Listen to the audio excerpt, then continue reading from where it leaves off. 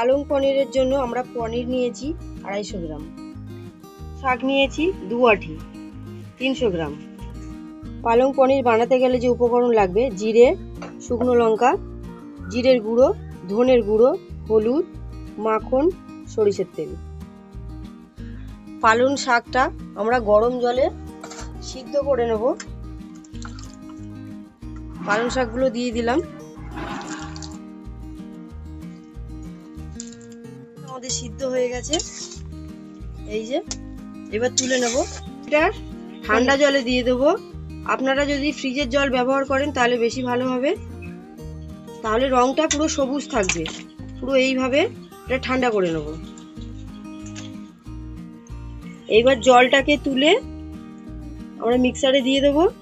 এবার পেস্ট করে নেব। এতে 4টে কাঁচা লঙ্কা দিয়ে দেবো। আপনারা আপনাদের স্বাদ মতো লঙ্কা দেবেন। কড়াইটা গরম হয়ে গেছে। আমরা এবার পনিরটা একটু ভেজে নেব হালকা করে।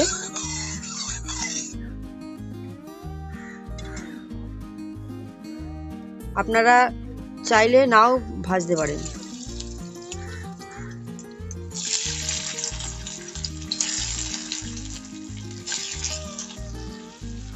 হালকা করে ভেজে নিয়েছি, এবার তুলে নেব।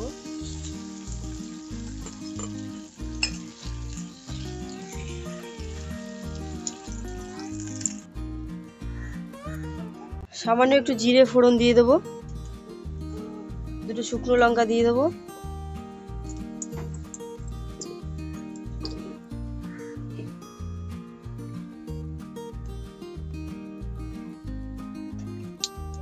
এবার আদাটা দিয়ে দেবো,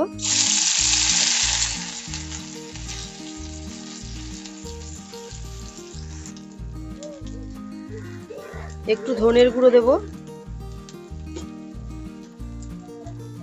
একটু জিরের গুঁড়ো দেবো,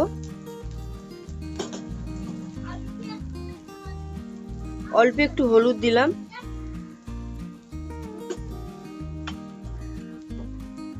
এবার নাড়াচাড়া করলাম। মশলাটা হয়ে গেছে। যে পেস্টটা বানিয়ে রেখেছিলাম সেটাকে এবার দিয়ে দেবো। এবার এটাকে ভালো করে নেড়ে চেড়ে নেব।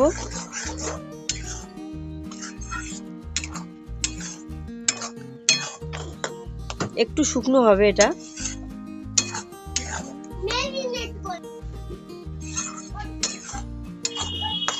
কি সুন্দর সবুজ কালার এসছে। এবার এতে একটু স্বাদ মতো নুন দেব। নুন দিয়ে দিলাম স্বাদ মতো।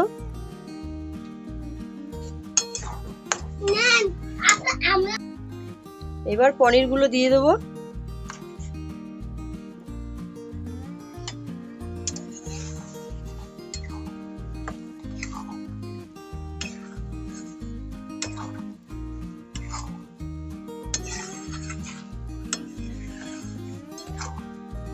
দেখতে খুব সুন্দর লাগছে, খেতেও খুব সুন্দর লাগবে।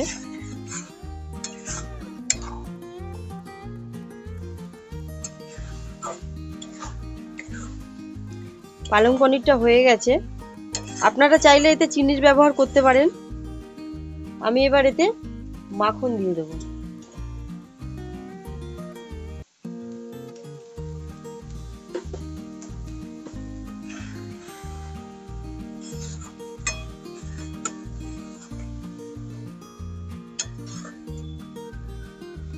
হয়ে গেছে।